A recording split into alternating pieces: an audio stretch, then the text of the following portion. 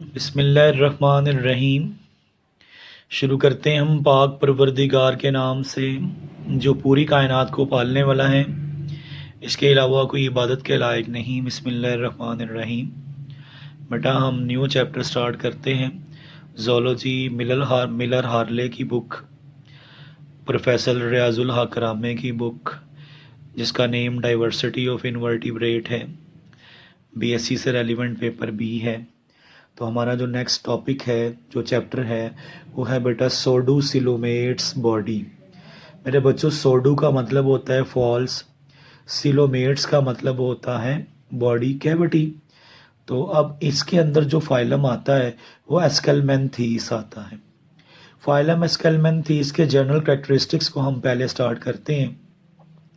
ये first invertebrates है, possess the body cavity. Phylums में पहला इनवर्टिब्रेट जिसके पास बॉडी कैविटी होती है, चाहे फॉल्स ही क्यों ना हो, एस्केलमेंथीस का ये करेक्टर है। But lack the peritoneal linings, लेकिन इनकी बॉडी में पेरिटोनियल लाइनिंग्स नहीं होती क्योंकि फॉल्स बॉडी कैविटी है ना, इसलिए। और मेजेंट्रीज भी नहीं होती। Therefore the various organ lives free in cavity, इसलिए बहुत सारे ऑर्गन जो हैं वो कैविटी में फ्रीली रहते हैं। Such a cavity called as the pseudocoelom या सोडूसील कैविटी। ठीक है बेटा, वजह यह है कि इसमें प्रॉपर बॉडी कैविटी नहीं है, तो सभी ऑर्गन फ्रीली बॉडी कैविटी में एग्जिस्ट करते हैं, इसलिए उस कैविटी को हम सोडूसिलोम और सोडूसील कैविटी कहते हैं। इट में कंटेन द ग्लैटिनिशियस सब्सटेंस, इसके अंदर जेली लाइक सब्सटेंस भी होता है विद मेसेनकाइम सेल्स, जो कि within the mesenchyme cells के साथ मौजूद होता है। उसके बाद बेटा हम सोडूसिलोम के फंक्शंस देखें ना। सोडूसिलोम का जो मेजर फंक्शन है, यूज फॉर द सर्कुलेशन, यानी ब्लड्स जो बॉडी के अंदर फ्लूइड्स हैं उन सर्कुलेशंस के लिए यूज होंगे।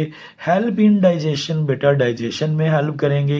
And act as the internal hydrostatic skeleton, और बॉडी के अंदर हाइड्रोस्टेटिक स्केलेटन जो है उसके तौर पर भी एक्ट करेंगे, जो कि इन्हें यूज्ड इन लोकोमोशन में हेल्प करेगा।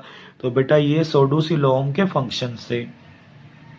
अब उसके बाद अगर हम डाइजेस्टिव सिस्टम की बात करें तो मेरे बच्चों, जो एस्केलमेंथीस के मेंबर्स हैं इनके पास कंप्लीट ट्यूबुलर डाइजेस्टिव सिस्टम है। ट्यूबुलर से मुराद एंटीरियर एंड माउथ होगा और पोस्टीरियर एंड एनस होगा, मतलब दो पोर्स होंगे। एंटीरियर वाले को माउथ बोलेंगे और पोस्टीरियर वाले को एनस बोलेंगे। The mechanical breakdown of food, फिर इनकी बॉडी में प्रॉपर फूड की ब्रेकडाउन भी होगी, मतलब उसमें डाइजेशन होगी, एब्जॉर्प्शन होगी एंड फीसिस फॉर्मेशन भी होगी। Takes place in it from anterior to posterior direction, ये सारा कुछ एंटीरियर से लेके पोस्टीरियर डायरेक्शन तक पॉसिबल है। उसके बाद करेक्टर है यूटेली। यूटेली का मतलब है number of cells are constant in the entire animal. हर एंटायर एनिमल के अंदर जो एक ग्रुप के हैं नंबर ऑफ सेल्स कांस्टेंट्स होने चाहिए। And each given organ in all the animal of that species, मतलब एक जैसे एनिमल्स के हर ऑर्गन के अंदर भी नंबर ऑफ सेल्स जो है मेरे बच्चों एक जैसे होने चाहिए। जैसा कि एग्जांपल के तौर पर हम अगर हम देखें तो हमारे पास कोइनो रेबाडिट्स है, कोइनो रेबाडिटिस एलिगेंट्स हैं, जिसमें number of body cells in all adult is 959।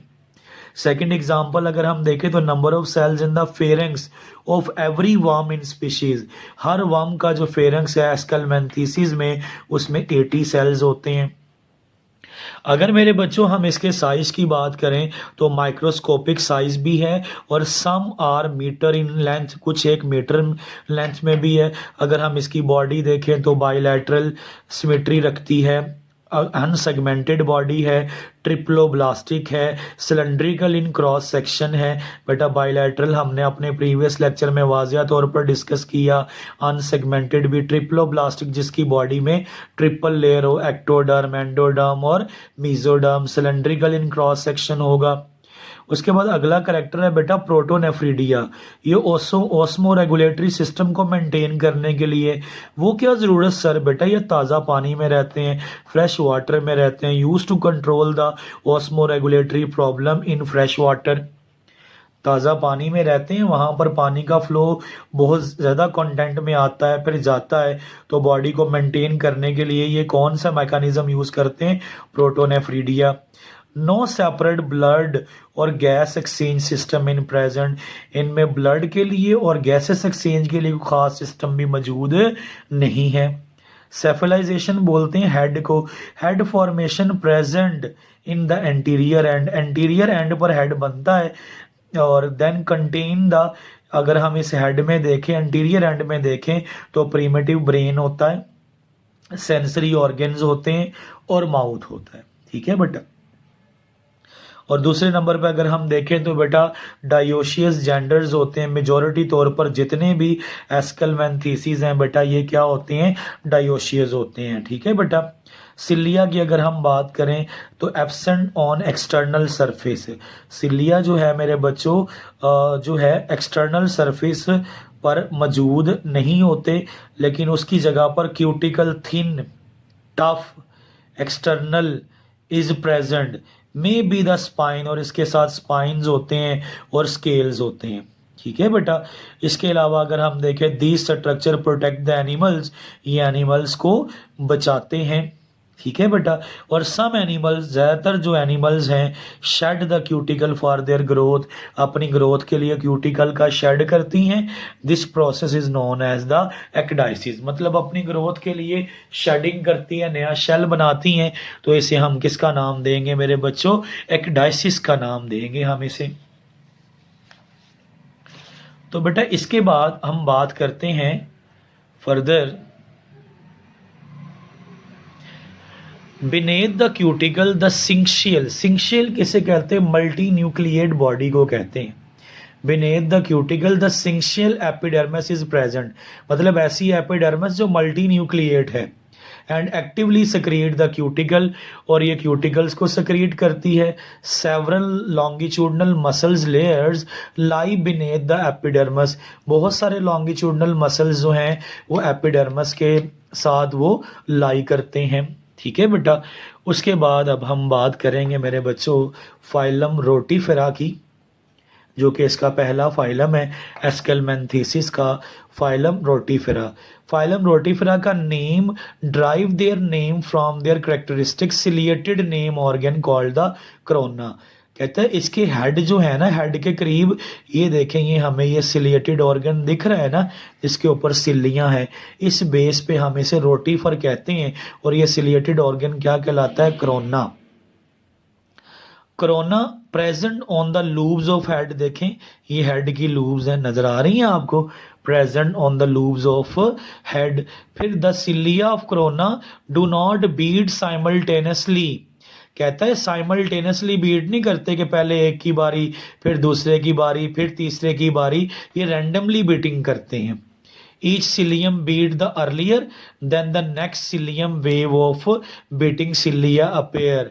कहता है ईच सिलियम बीट अर्लियर, एक सिलिया पहले बीट करेगा दूसरे सिलियम के आने से पहले, ताकि इनमें wave of the beating cilia appears हो सके। It gives the impressions of a pair of swimming wheels, मतलब ये स्विमिंग करने की तरह जो इस तरह से वेव जनरेट होती हैं ये वो जनरेट करता है। Therefore earlier rotifers called as the wheel animalcules. Wheel बोलते हैं बेटा पहिए को, मतलब पहिया जो होता है ना पहिया, उसे बोलते हैं व्हील एनिमलक्यूल्स। ठीक है बेटा। इसीलिए पुराने पुराने रोटीफर्स को व्हील एनिमलक्यूल्स कहते थे। रोटीफर्स बेटा स्मॉल एनिमल्स हैं, अबंडेंट इन फ्रेश वाटर हैबिटेट है, फ्यू आर मैरीन, कुछ समंदरी पानी में भी रहते हैं। इसकी नंबर ऑफ स्पीशीज 2000 है बेटा, ड्राइव्ड इनटू 3 क्लासेस, इसकी 3 क्लासेस हैं जिनको हम आगे पढ़ेंगे। अगर हम इसकी बॉडी की बात करें, body has a thousands cells, these organs are eutelic, और ये सारे ऑर्गन यूटैलिक, अभी हमने पढ़ा यूटैली, जिसमें नंबर ऑफ सेल्स हर ऑर्गन और एनिमल के अंदर एक जैसे हों एक ग्रुप में। जैसे रोटीफर्स जो हैं सॉलिटरी मूवमेंट भी शो करते हैं, मतलब और फ्री स्विमिंग मूवमेंट भी शो करते हैं, कॉलोनियल ऑर्गेनाइजेशन में भी रहते हैं, और other occurs grains of sand, जो मतलब रेत के ज़र्रात होते हैं उसके ऊपर भी अपना सर्वाइवल करते हैं। अगर हम बेटा बॉडी की बात करें तो बॉडी के लिहाज से इसकी बॉडी ट्रिप्लोब्लास्टिक है, ये बायलैटरल सिमेट्री कहलाती है बेटा। बायलैटरल सिमेट्री मतलब दो एंड्स का बनना जो हूबहू एक दूसरे की कॉपी हो, उसे हम बायलैटरल सिमेट्री बोलेंगे। और किसी सेंट्रल एक्सिस से काटेंगे देन, और अनसेगमेंटेड है, सोडोसिलोमेट्स हैं, डाइजेस्टिव सिस्टम कंप्लीट होता है बेटा, और इसके अंदर स्पेशलाइज्ड ऑर्गन्स होते हैं, एंड्स दो होते हैं, एंटीरियर एंड करोना कहलाता है जो कि सिलिएटेड होता है, व्हील लाइक होता है, और जो पोस्टीरियर एंड है वो एडहेसिव ग्लैंड्स रखता है जिससे एंजाइम्स वगैरह सक्रीट होते हैं। तो बेटा ये हमारे पास एक रोटीफर का स्ट्रक्चर है, ये करोना है, ये उसके ऊपर सिलिया है, ये जो एरिया है ये बक्कल फील्ड है, ठीक है मेरा बेटा, ये जो अंदर वाला एरिया, और ये जो साइडों पर दो ब्लैक हेड्स दिख रहे हैं इनको हम ब्रेन बोलते हैं बेटा, और ये वाला एरिया माउथ का है। और इसके अलावा अगर हम देखें तो ये हमारे पास सलाइवरी ग्लैंड्स का एक पेयर है, ये जो कैविटी हमें दिख रही है इसे सोडोसिलोम कहते हैं, ये हमारे पास स्टमक है, ये इंटेस्टाइन है, ये कोलाइकल ब्लैडर है बेटा, ये एनएस है, और ये जो नीचे वाला हिस्सा है इसमें पैडल ग्लैंड्स और टॉय हैं। पैडल ग्लैंड्स और टॉय वाला एरिया फुट कहलाता है।